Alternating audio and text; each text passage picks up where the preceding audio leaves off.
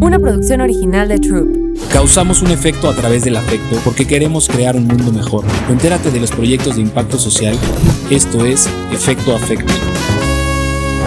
Bienvenidos a Efecto Afecto. Mi nombre es Aldo Farrugia. Estamos aquí transmitiendo desde la cabina de Troop. Síganme en Aldo Farrugia en cualquiera de las redes. El día de hoy estamos con Vanessa Brigolini. Vane, una persona muy interesante toda su carrera, toda su vida, pero siempre enfocada en generar algo positivo, pues tanto a los niños como al medio ambiente. Ella es psicóloga, es conferencista, es fotógrafa de naturaleza, submarina y educadora, y siempre buscando por aportar algo a este país. Gracias, Vane, por estar aquí. Un gusto tenerte, platicar contigo. Bienvenida, y pues me encanta el poder compartir este espacio con todos. Muchas gracias, Aldo, por la invitación. Estoy muy contenta de estar aquí contigo y sí, a platicar de todo lo que tú quieras. Platícanos, ¿quién es Vanessa? Cuéntanos un poquito de tu carrera, Vane, para que la gente te conozca. Vanessa, desde muy chica sentí un amor muy fuerte por los animales del mar, particularmente por las orcas. Y cuando era chica, vivía en la Ciudad de México, iba a ver a Keiko. Keiko era esta orca que estaba en cautiverio en Reino Aventura, lo que ahora es Six Flags. Y yo quería ir todos los fines de semana a ver a Keiko, ¿no? De que mis papás me decían, oye, no podemos estar yendo todos los fines de semana a ver a Keiko.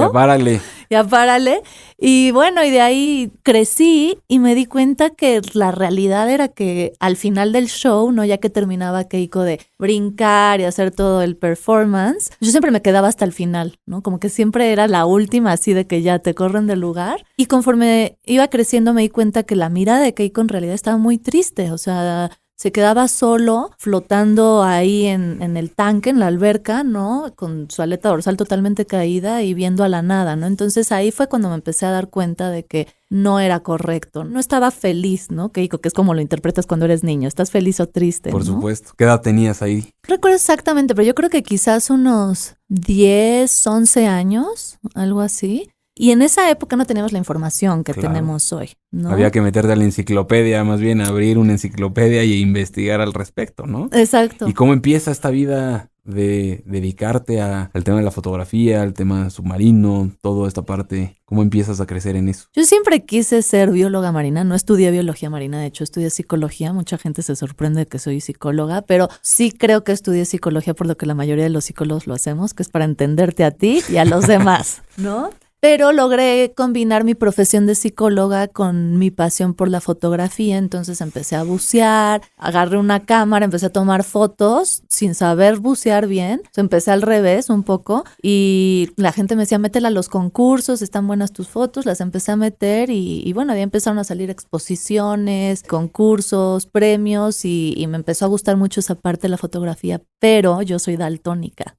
Entonces, justo los colores que más me cuesta trabajo a veces diferenciar son verde, azul, y cuando estás en fotografía submarina son justo los colores, ¿no? que predominan en la foto.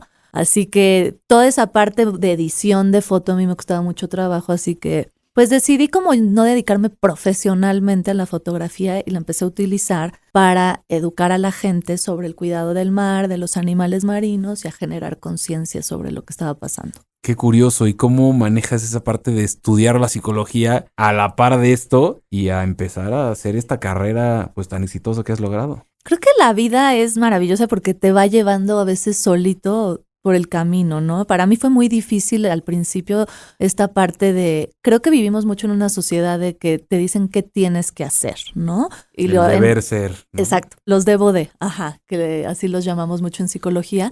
Y sí, yo entré mucho en esa parte de, en lugar de realmente hacer lo que amo, ¿no? Amo la psicología, lo quiero aclarar, sí me encanta, pero mi pasión son los animales, es el mar.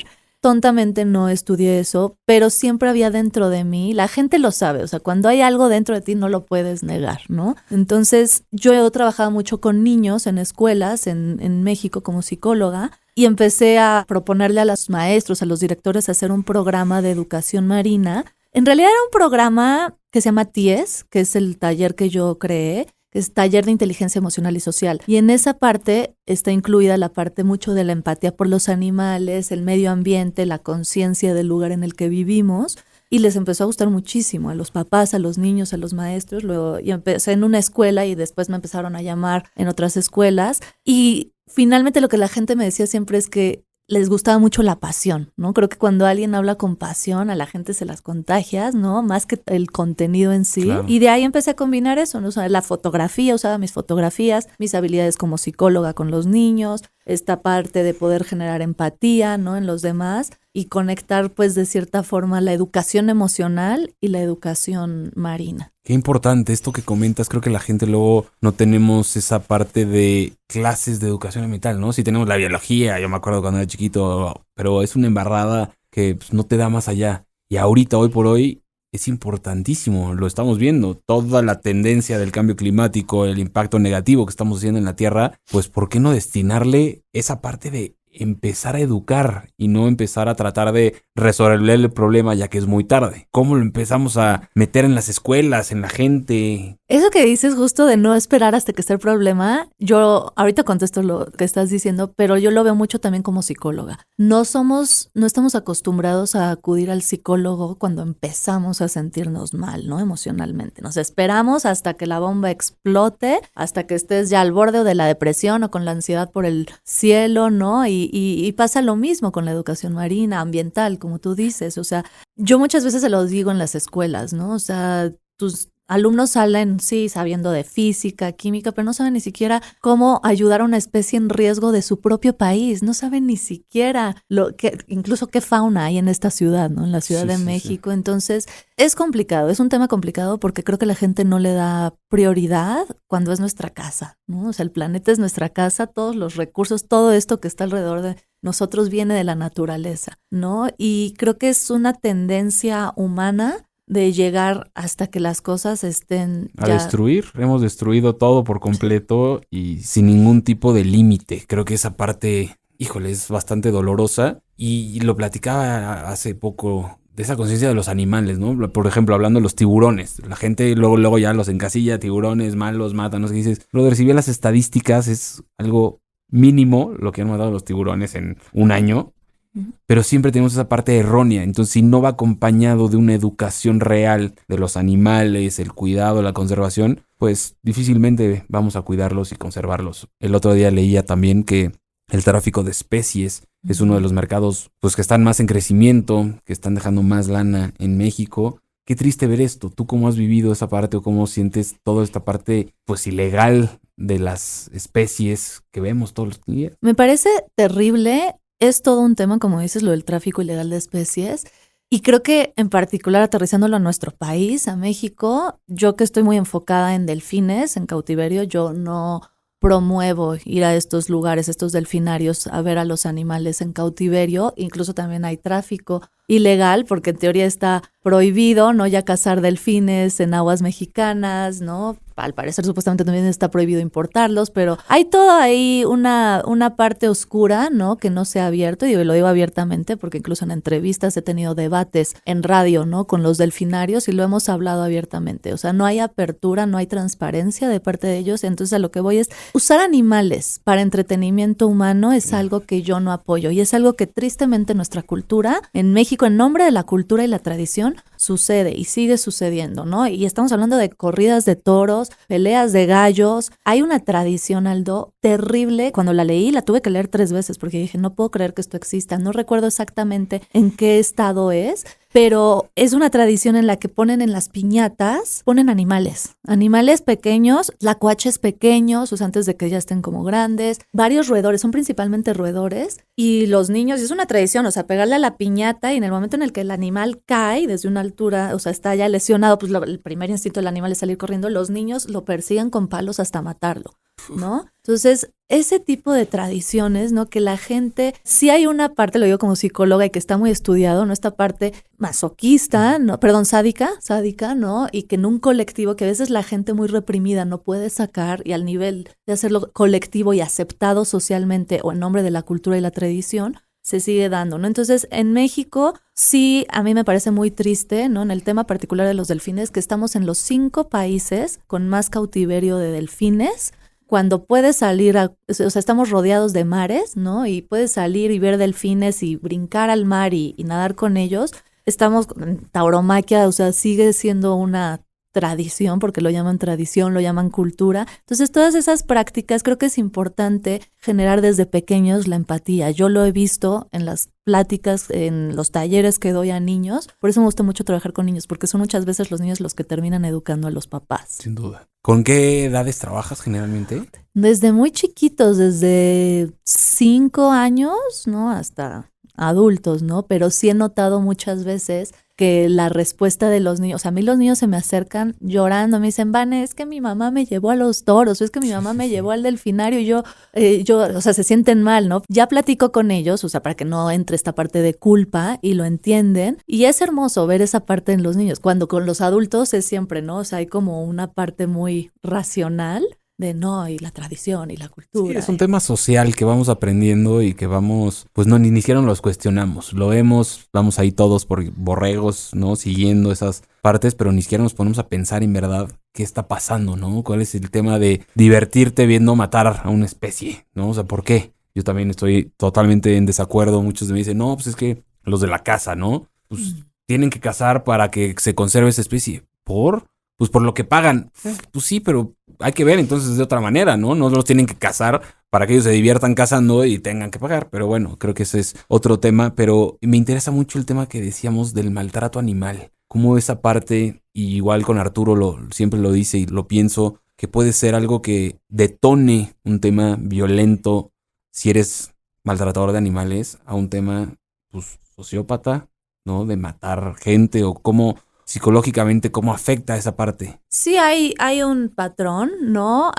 ¿no? Yo he trabajado, o sea, en mi parte de psicóloga, que sí trabajo como psicóloga, sí doy terapia, ¿no? Sí me han tocado niños que matan ranas y conforme van pasando los años se van desarrollando ciertas tendencias de mucha falta de empatía, mucha falta de ver al otro. Desarrollar la empatía en los niños con los animales es fundamental, porque un animal finalmente no habla nuestro mismo idioma, entonces tenemos que estar observándolo para ver sus necesidades y se sabe que al desarrollar la empatía en los animales, ¿no? Con los niños, se pueden generar muchísimas habilidades sociales más. Pero sí hay una relación en lo que dices, ¿no? Del maltratador de animales. Incluso también hay una frase hermosa de Gandhi, que no recuerdo exactamente ahorita, pero él decía algo así como: la calidad moral de una sociedad se refleja en el trato que le da a sus animales. El progreso moral, él habla del progreso moral, se refleja en el trato que le dan a sus animales, ¿no? Entonces yo insisto, o sea, México es un país bellísimo, rico en naturaleza,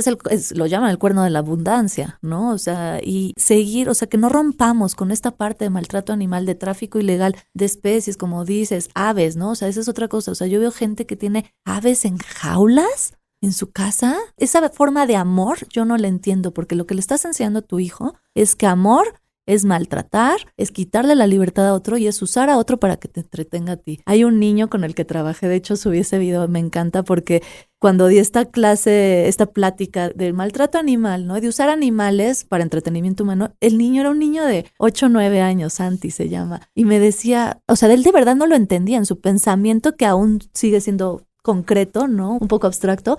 Él me decía, Vane, ¿pero cómo? O sea, ¿pero por qué los humanos no se entretienen ellos solitos? ¿A poco los adultos no se saben entretener solitos, que tienen que usar a los animales para eso? Entonces digo, un niño lo entiende perfecto y el adulto cuesta más trabajo, ¿no? Estamos perdidos en nuestra realidad y en nuestra sociedad. ¿Qué te ha enseñado a lo largo de estos años el trabajar con las orcas, con todo esto que es, híjole, tus aprendizajes en eso debe ser algo increíble? Para mí las orcas son mis maestras, o sea, desde chica, insisto, o sea, sí es un animal que me cautivó, ¿no? Son animales, es una especie muy carismática las orcas, ¿no? Y es una especie, hace rato hablabas de los tiburones, ¿no? Bueno, las orcas finalmente son las reinas, ¿no? Del mar, es el depredador tope del océano, ¿no? Entonces la gente también le teme mucho. A mí lo que siempre me ha llamado la atención de las orcas, y es curioso, es la empatía. El nivel de empatía y de habilidades sociales que tienen las orcas es impresionante. Ellas siempre están con su familia. Es una sociedad, es un matriarcado, ¿no? Es la abuela que les enseña las tradiciones, les enseña el lenguaje, les enseña la cultura. Tienen cultura porque cada orca, dependiendo de la parte del planeta en la que estén, tienen su propia cultura, su propio lenguaje. Pero lo que más me impresiona de las orcas es que, a pesar de ser los depredadores apex del océano, tienen este comparten la comida siempre. Pueden cazar un salmón, con las que yo trabajo en Canadá que comen salmón, pueden cazar un salmón y ser 6, 7 y lo van a compartir. No siempre comparten. Si hay alguien lesionado o que haya nacido con alguna malformación, generalmente la ley de la selva, ¿no? Es el más fuerte, sobrevive y el débil va, ¿no? Aquí no, o sea, lo apoyan, o sea, lo esperan si quizás le falta una aleta, ¿no? No puede nadar igual, o sea, no lo dejan de lado, ¿sabes? O sea, siempre están ahí acompañándolos. Murió el año pasado Capuchino, una orca que ya estaba enferma, todo. Fue Capuchino quien se separó del grupo, o sea, constantemente se separaba para no estar frenando a los demás, pero el grupo no lo quería dejar ir, ¿no? Entonces, historias como esas tengo miles, ¿no? Hay una orca en particular que se llama Serge, es un macho precioso, y él perdió a su familia. No sabemos cómo, porque esto pasó hace muchos años. Y generalmente los machos no se hacen cargo, va a buscar una hembra de otra familia para reproducirse y se va a ir. O sea, no se va a quedar, ¿no? O sea, no existe este formato de mamá, papá e hijo, no existen las orcas, ¿no? Y o sea, entonces los machos realmente, insisto, es un matriarcado. La hembra más grande es la que lleva, es la líder, todo. Y Serge, pues no sabemos cómo perdió a su familia, pero tiene una sobrina, hija de su hermana, que también falleció, que se llama Cordero. Serge ha cuidado a Cordero por años, entonces es como que incluso rompen a veces las reglas de las orcas con tal de hacerle esta parte de cuidado y amor por el otro. Ahora Cordero tuvo un bebé que se llama Twilight, ¿no? Entonces ahí están los tres y me encanta. Podría seguir y seguir, pero lo que más me gusta de ellas es que a mí me demuestran mucho esta parte de no importa si eres débil, no importa si eres el diferente, o sea, ahí vamos a estar, nos vamos a acompañar y no hay nada que pueda quebrar esos lazos tan fuertes que tienen las orcas. Esto, qué importante, somos la misma especie. Y más allá de ser la misma especie, ¿no? O sea, porque el humano estamos acostumbrados a, sí, dañar los ecosistemas, los animales incluso para nuestro propio bien. Y no nos damos cuenta que también nos estamos dando en la torre entre nosotros, ¿no? Lo vemos todos los días en racismo, clasismo, guerras. O sea, ¿cómo podemos una especie que afecte tanto al mundo, a nuestra propia especie, dizque siendo la especie más con el poder de la razón? Y qué importante eso de no me importa, ¿no? No me importa si estás débil, si eres tal. Somos la misma especie, nos vamos a ayudar, nos vamos a buscar. Eso deberíamos de ser los humanos. Eso debería de ser la empatía. Eso debería de ser lo normal, la solidaridad, la generosidad, el ver por los demás. ¿Cómo trabajas? Y platícale más a la gente cómo es un día de Vane trabajando perdida en Canadá con estas manadas tan interesantes. Están en peligro de extinción. No, sé que hay pocos grupos, sé que hay unos en Canadá, otros en Alaska, otros en la Patagonia. ¿Cómo funciona ese aspecto? ¿Cómo es tu vida trabajando con las orcas? Todos los días son diferentes y es lo que me encanta, ¿no? Del mar. Trabajo en un lugar muy remoto. Me encantan los lugares remotos, a pesar de que fui criada en el DF. Creo que a veces no siempre nacemos en el lugar al que pertenecemos. No escogemos, ¿no? Y amo el DF y amo México, pero me gusta mucho estar en lugares muy remotos, ¿no? Entonces este es un lugar muy remoto. Para mí es el lugar más hermoso del mundo. Tienes mar, tienes montañas y todo es grande. En Canadá todo es grande. Los árboles son gigantes, ¿no? Los bosques son muy frondosos. Y yo trabajo con una población de orcas que se llaman residentes, que comen específicamente peces. Salmón, particularmente, y de los 5 tipos de salmón que tenemos allá, comen básicamente uno, el salmón rey, que desafortunadamente está en peligro de extinción. Y por ende, una de las 2 poblaciones de residentes que hay, que es la del sur, está en peligro de extinción. Quedan alrededor, no sé el número exacto ahorita porque tenemos que monitorear cuántas han nacido, cuántas han muerto. Quedan alrededor de 72 orcas, residentes del sur, nada más. O sea, en esa área. En esa zona. Yo actualmente trabajo más con las del norte y bueno, el día al día, como también están las orcas transeúntes, que esas son las que comen mamíferos marinos y son unas cacerías de National Geographic, ¿sabes? Exacto. Persiguiendo marsopas, persiguiendo focas, persiguiendo delfines. Es impresionante. Entonces, como es un día cualquiera para mí allá, te despiertas muy temprano. Yo soy 0 pájaro madrugador. Solo si voy a ver animales, ahí sí. Ahí sí. Madrugo.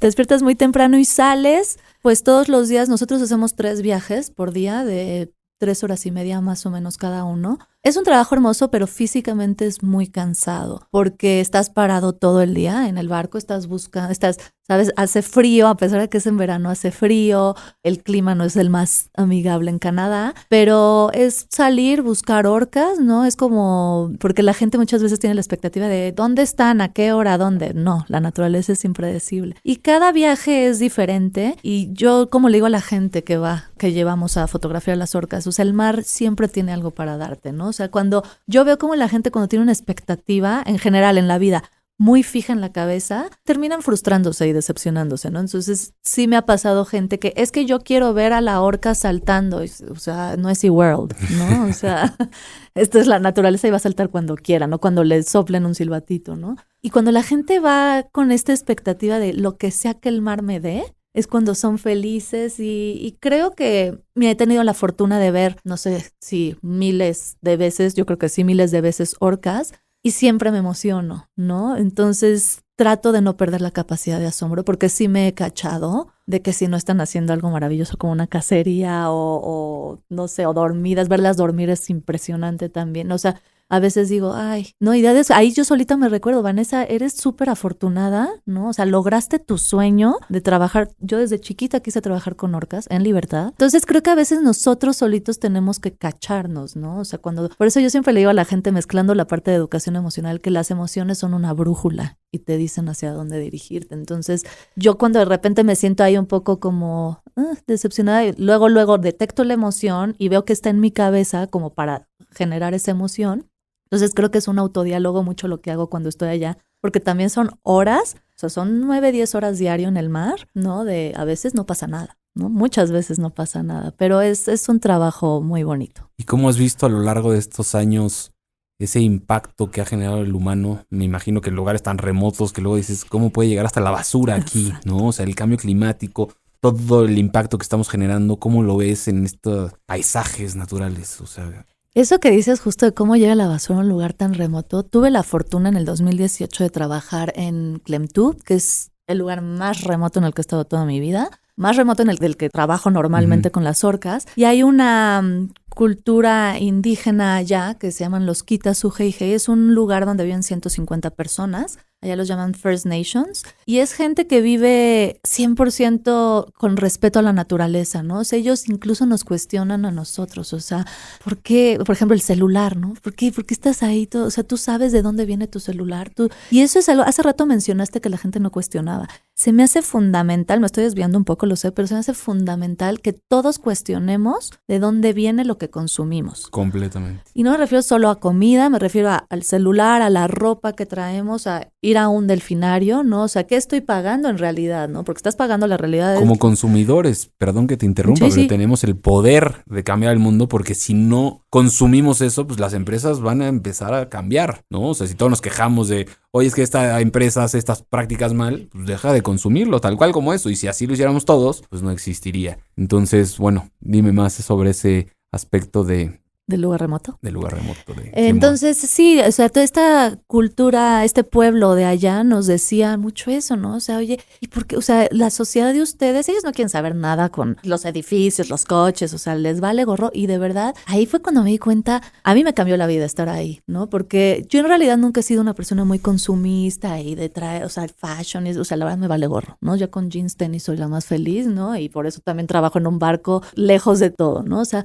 pero sí te hace cuestionarte mucho eso, o sea, cómo la gente que menos tiene, incluso hay un documental, ¿no? Happy creo que se llama, que demuestra que entre menos tienes, más feliz eres, ¿no? Entonces, ellos tienen un respeto enorme hacia la naturaleza, ellos cuestionan muchísimo.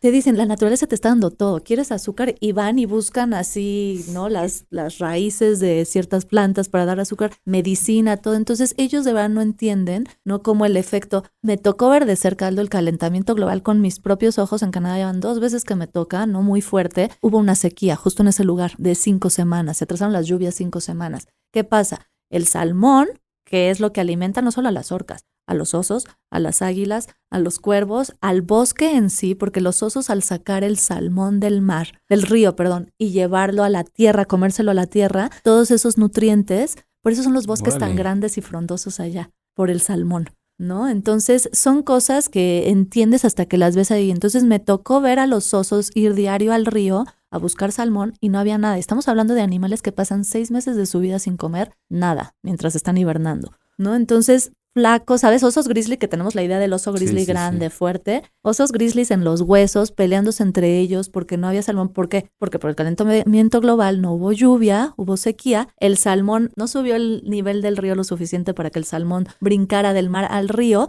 Entonces estos animales van diario a buscar salmón, no hay. Y tú veías, era tristísimo ver en el mar a los salmones literal cocinándose porque el agua ya estaba muy caliente y ellos ya no aguantaban esa temperatura. Entonces veías cadáveres de salmones en el mar por todos lados. Terrible. Entonces sí me ha tocado ver en esos lugares remotos basura, lugares así casi no tocados por el humano, pero llenos de basura, ¿no? Que pues ahí no hay nadie que limpie, ¿no? Que haga limpiezas diarias de playa. Entonces, esa parte del consumismo, cómo enfocamos muchas veces la felicidad en tener, no en dar, no en aportar. Es muy triste verlo y sí, creo que completamente la gente es más consciente y feliz, aunque tenga esas carencias para nosotros, lo pongo entre comillas, que pensamos. Y estos grupos indígenas, a mí me tocó hace poco ir con los rarámuris en la Sierra Tarahumara, con los Chihuahua, corredores, sí. Los corredores. Sí.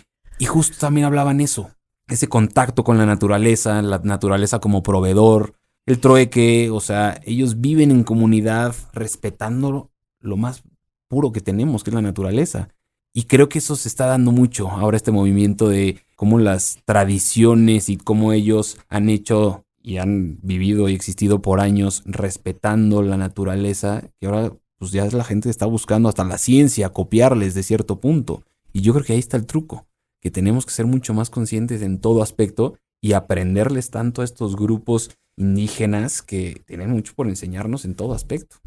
Muchísimo, y ahí estoy de acuerdo contigo, o sea, hay mucho que aprender, pero también esta parte, vivimos en una sociedad consumista y está en todos lados, ¿no? Y la publicidad, ¿no? Y hasta las redes sociales, todo el tiempo es tener. Creo que hay mucha gente que quiere hacer el cambio, creo que muchos no se atreven, es el miedo, ¿no? El que a veces te invade y el miedo te paraliza, ¿no? Y a mí me pasó, o sea, yo muchos años viví la vida que no quería vivir, es la realidad, sino la que yo decía, la vida me llevó, y no es cierto, la vida son elecciones, ¿no? Hasta que llegó un momento en el que yo estaba triste casi todos los días, ¿no? Yo decía, pues sí me gusta mi trabajo, pero sé que hay algo más en la vida para mí, ¿no? Y fue cuando me tomé un semestre sabático en el trabajo que tenía aquí en México. Me dieron chance de irme 6 meses, agarré una maleta, me fui a lugares muy remotos, porque les digo que me encantan. Conocí gente maravillosa muy afín a mí, ¿no? Y que realmente la gente que se va a ese tipo de lugares, pues no, y nos dimos cuenta, es que no necesitamos más, ¿no? El desapego, la importancia del desapego, y el desapego en todo aspecto, no solo en lo material. En este mundo venimos pues de paso.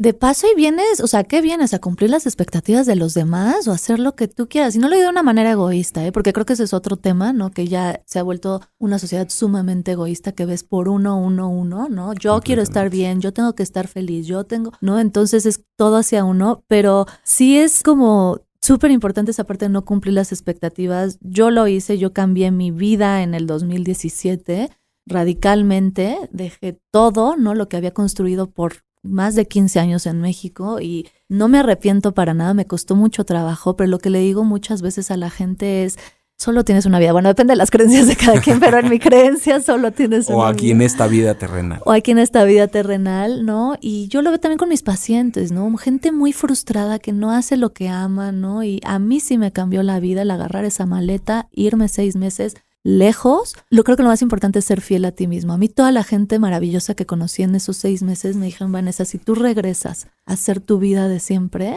o sea, no estás siendo leal a ti misma, ¿no? O sea, no te puedes traicionar así. Y se me quedaron muy grabadas esas palabras y lo hice. Y sí es difícil y te da miedo, pero creo que no hay nada mejor en esta vida que escucharte, ¿no? Escuchar tus sentimientos, entender por qué está pasando lo que te está pasando y no tener miedo. No hagan los debo de esta sociedad, hagan lo que ustedes quieren.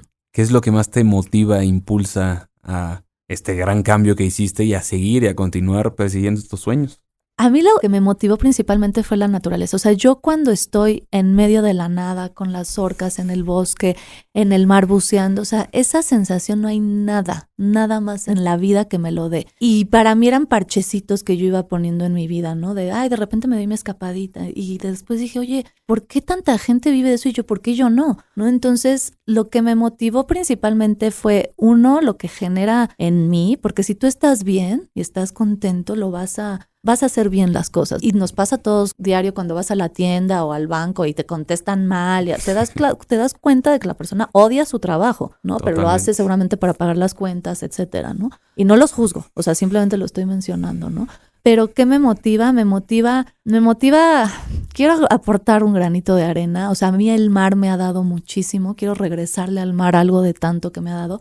Me parte el corazón el maltrato animal, no puedo. Y lloro, y cuando he entrado a los delfinarios, cuando entré para filmar, para lo de contrastes, para el documental, todo eso, yo hacía ese documental y yo lloraba. O sea, y lloraba y me costaba mucho trabajo verlo, pero decía, no importa, o sea, la gente tiene que ver. Entonces, me motiva ver cuando la gente se acerca con lágrimas a los ojos conmigo y me dice, no voy a volver a ir a un delfinario, no voy a volver a llevar a mi hijo a tal lugar, no voy a fomentar estas prácticas en contra de los animales. Yo creo en el cambio, si no, no sería psicóloga. Y cuando veo que la gente cambia y tiene esa voluntad de hacer algo diferente, es mi motivación más grande. Como dicen, si yo cambio, todo cambia. Y eso es lo importante. Empezar por uno y reflejar ese cambio hacia los demás. Y nunca es tarde. Cuéntanos más de este documental. Te felicito. Buenísimo. Contrastes, no se lo pierdan. Muy bueno. ¿Qué te enseñó? ¿Qué te dejó?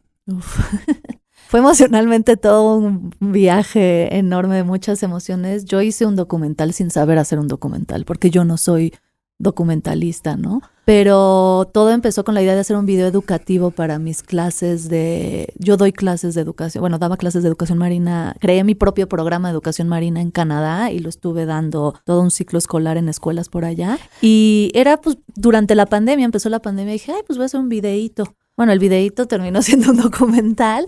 Tuve el apoyo maravilloso de gente de todo el mundo, o sea, de gente de Canadá, de México, de Estados Unidos, de Argentina, de España, África, o sea, se me están olvidando lugares, pero creo que, insisto, la vida solita te va llevando. Yo ya llevaba un camino construido en la parte del activismo, ¿no? De la lucha por la libertad de los animales. Entonces, cuando empecé a tocar puertas para que me apoyaran para el documental, fue muy bonito porque no fue complicado. Luego me dijeron que sí. Y bueno, este trabajo de contrastes sí quiero aclarar que fue con cero fines lucrativos. Al revés, todos pusimos ahí nuestro tiempo, trabajo, esfuerzo, dinero para hacerlo suceder. Fue 1 año y cacho, fue durante la pandemia, lo cual lo hizo complicado. Pero bueno, lo logramos y estoy muy contenta justo por esta parte de... También es cuando la gente, creo que a mí las lágrimas me conmueven mucho porque la gente con lágrimas en los ojos también me ha dicho, me hiciste llorar. O sea, mucha gente me escribe, oye, Vane, me hiciste llorar. O sea, y sé que esa gente nunca más va a volver a ir a un delfinario. Y el mensaje ahí creo que es muy directo y muy simple, ¿no? O sea, la solución está en nuestras manos. No vayas a esos lugares y sin demanda no habrá oferta. Así que fue una gran experiencia, estoy muy contenta y bueno, ahorita lo estamos traduciendo, ya lo tradujimos al ruso, inglés, japonés y lo vamos a traducir al chino porque son los 5 países en el mundo con más cautiverio de delfines. Órale, qué bonito. No, sí, te felicito. Yo ya lo vi 2 veces y me parece espectacular. Me encanta poder platicar contigo, Vane, aquí. Te agradezco muchísimo el espacio. Por último, me gustaría que nos dijeras, si pudieras cambiar algo de México, ¿qué cambiarías?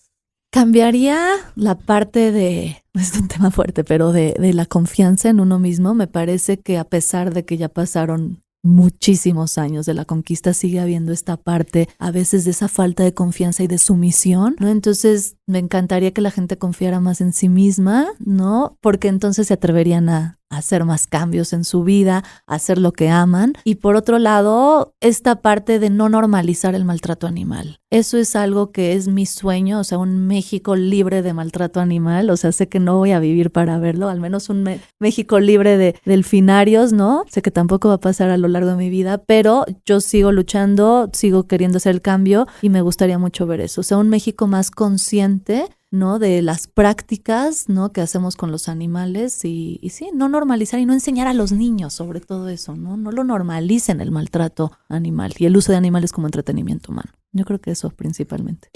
Me deja reflexionando muchísimo esta parte de la confianza, que gran reflexión, porque creo que de ahí parte mucho de las problemáticas sociales que vivimos en México, de un país reprimido, enojado y sobre todo que tenemos todo para ser un gran país ejemplar y no lo estamos haciendo por ese miedo, por esa falta de confianza en cada una de las personas. Sin duda, me quedo con eso. Te agradezco muchísimo, Vane, el tiempo por estar aquí. Gracias a todos por escucharnos y no se pierdan el documental Contrastes. Síganla en sus redes como @Vane Prigo. Vean, Contrastes, muchas gracias, Aldo. Yo también te quiero felicitar por la labor enorme que haces con Comunal. Me encanta y gente, únanse a Comunal, de verdad, hacen proyectos increíbles y se necesitan siempre más manos. Muchísimas gracias, Vane. Bienvenidos todos. Síganos en Instagram como @efectoafecto, una colaboración de Troop. Síganos @Troop y síganos con @comunalmx. Cualquier duda, aclaración o un invitado que quieras proponer, mándanos un mail a audio@troop.com.mx. Causamos un efecto a través del afecto porque queremos crear un mundo mejor. Entérate de los proyectos de impacto social. Esto es Efecto Afecto. Una producción original de Troop.